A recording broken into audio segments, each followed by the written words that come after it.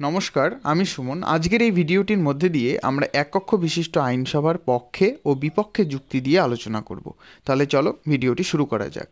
আইনসভার গঠন দু ধরনের হতে পারে, একটি এক কক্ষ বিশিষ্ট আইনসভা আর একটি দ্বিকক্ষ বিশিষ্ট আইনসভা।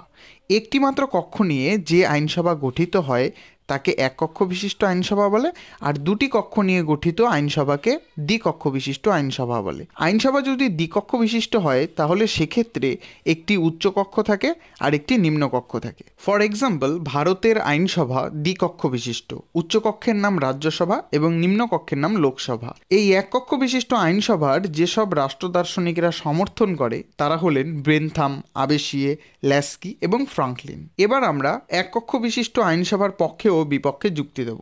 বর্তমানকালে গ্রিস, তুরস্ক, বুলগেরিয়া, রোমানিয়া, পানামা এই প্রভৃতি দেশে এক কক্ষ বিশিষ্ট আইনসভা দেখতে পাওয়া যায়। এবার আমরা এক কক্ষ বিশিষ্ট আইনসভার পক্ষে কিছু যুক্তি দেব, তারপরে বিপক্ষে যুক্তি দেব। আচ্ছা, প্রথমে আমরা পক্ষের যুক্তিগুলো দেখে নিই। প্রথম যে পয়েন্টটি হলো সেটা হলো গণতান্ত্রিক। দেখো, গণতন্ত্র মানেই হলো জনগণের দ্বারা, জনগণের জন্য, জনগণের শাসন। তাই একটি গণতান্ত্রিক দেশের জনগণ যাদের ভোট দিয়ে নির্বাচন করবেন সেই সকল নির্বাচিত প্রতিনিধিদের নিয়ে যদি আইনসভা গঠিত হয় তাহলে সেই আইনসভাটি হবে একেবারে গণতান্ত্রিক আইনসভা। সেখানে কোনো মনোনীত হয়ে কোনো ব্যক্তি আসতে পারবে না, সবাই আসবে কি নির্বাচিত হয়ে আসতে পারে। তাহলে কি এটা অতিমাত্রায় গণতান্ত্রিক। সেকেন্ড যে পয়েন্টটি সেটি হলো দায়িত্বশীলতা। একটি মাত্র কক্ষ থাকায় একটি কক্ষের হাতে যাবতীয় দায়িত্ব দেওয়া হয়ে থাকে। দুটি কক্ষ থাকলে কি হয় যে দায়িত্ব ভাগাভাগি করা হয়, যে তুমি কিছু দায়িত্ব নাও, আমি কিছু দায়িত্ব নিই। কিন্তু এক কক্ষ বিশিষ্ট আইনসভায় সেই জায়গাটি নেই, ফলে সরকারের দায়িত্বহীনতার জায়গাটা কিন্তু এখানে দেখা যায় না, কারণ একটি মাত্র কক্ষ থাকায় সেই কক্ষের ওপরেই কিন্তু সব দায়িত্ব থাকে। ঠিক আছে। 3 নম্বর পয়েন্ট হলো অপচয়মূলক নয়। একটি মাত্র কক্ষ থাকায় সরকারের অতিরিক্ত অর্থ অপচয় হয় না। দুটি কক্ষ থাকলে কি হয়, আরেকটি কক্ষের যারা সদস্য থাকেন তাদেরকে অতিরিক্ত বেতন, ভাতা, পেনশন এইসব দিতে হয়। আর যদি দুটি কক্ষ যদি থাকে, প্রথম যে কক্ষটা হয়, ধরে নাও ভারতের ক্ষেত্রে উচ্চকক্ষ, নিম্নকক্ষ, তো নিম্নকক্ষে যাদেরকে নির্বাচন করা হয়, যাদেরকে আমরা ভোট দিই, সেই নিম্নকক্ষের যারা প্রতিনিধি থাকে তাদের মধ্যে থেকে কিছু প্রতিনিধিকে উচ্চকক্ষে পাঠানো হয়। ঠিক আছে। তাহলে কি নিম্নকক্ষের মানুষরাই আবার উচ্চকক্ষে গেল, তো স্বাভাবিকভাবেই তাদেরকে আবার বেতন দিতে হচ্ছে, ভাতা দিতে হচ্ছে, এক্সট্রা টাকা পয়সা সরকারের খরচ হয়। আর যদি একটা মাত্র কক্ষ থাকে তাহলে সরকারের সেই খরচটা হয় না। সেই খরচের টাকা দিয়ে কি করতে পারে সরকার? জনগণের জন্য জনকল্যাণমূলক বিভিন্ন কর্মসূচি গ্রহণ করতে পারে। ঠিক আছে। তো এটা হলো এটার একটা বোনাস পয়েন্ট এক কক্ষ বিশিষ্ট আইনসভা। 4 নম্বর পয়েন্টটি হলো দ্রুত সিদ্ধান্ত গ্রহণ। একটি মাত্র কক্ষ বিশিষ্ট যদি আইনসভা থাকে তাহলে যে কোনো গুরুত্বপূর্ণ সময় বা কোনো যদি জরুরি অবস্থা দেখা দেয় সেই সময় দ্রুত সিদ্ধান্ত গ্রহণ করা যায়। এক্ষেত্রে আইন প্রণয়নের ক্ষেত্রে মূল্যবান সময় অপচয় হয় না। কেন এটা করা যায়? কারণ একটি মাত্র কক্ষ থাকে, সেখানে মেজরিটি একটি মাত্র দলই থাকে। ঠিক আছে। তো দলের বিপক্ষে কেউ যাবে না, সবাই সমর্থন দিয়ে দেয় দল যেই সিদ্ধান্তটা নেয়। এতে কি হয়, দ্রুত সিদ্ধান্ত গ্রহণ সম্ভব হয়। এবার আমরা এই এক কক্ষ বিশিষ্ট আইনসভার বিপক্ষে কিছু যুক্তি দেব। প্রথম যে পয়েন্টটি হলো সেটা হলো স্বৈরাচারী আইন প্রণয়ন। এক কক্ষ বিশিষ্ট আইনসভা থাকলে স্বৈরাচারী আইন সহজেই পাশ করানো যায়, আর এটার সম্ভাবনাটাও কিন্তু প্রবল থাকে। যে দল ক্ষমতায় থাকে সে দল নিজেদের খেয়াল খুশি মতো যে কোনো আইন যদি তারা চায় তাহলে তারা সেটা কি করতে পারে, প্রণয়ন করতে পারে। নেক্সট যে পয়েন্টটি সেটি হলো সুচিন্তিত আইন প্রণয়ন অসম্ভব। আইনসভায় একটি মাত্র কক্ষ থাকলে কখনোই সুচিন্তিত আইন প্রণয়ন করা সম্ভব নয় বলে মনে করা হয়। একটি মাত্র কক্ষ বিশিষ্ট হওয়ায় আইনসভায় কোনো আইন পাশ করার ক্ষেত্রে যথেষ্ট পরিমাণে পুঙ্খানুপুঙ্খভাবে বিচার বিশ্লেষণ অনেক সময়ই হয় না।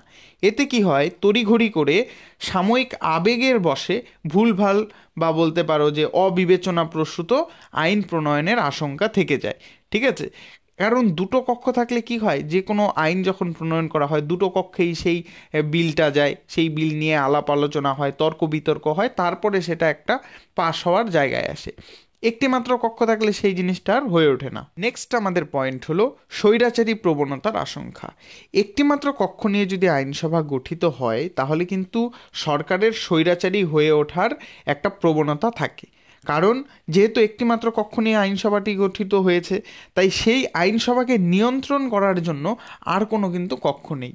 তো এই যে নিয়ন্ত্রণহীনতা, এর কারণে কিন্তু সরকার অনেক সময় স্বৈরাচারী হয়ে ওঠে। স্বৈরাচারী বলতে কীরকম, যে সরকার তার নিজের খেয়াল খুশি মতো যা খুশি আইন করছে, ঠিক আছে, সেটা জনগণের কল্যাণে লাগবে কি লাগবে না তা দেখার দরকার নেই, ঠিক আছে।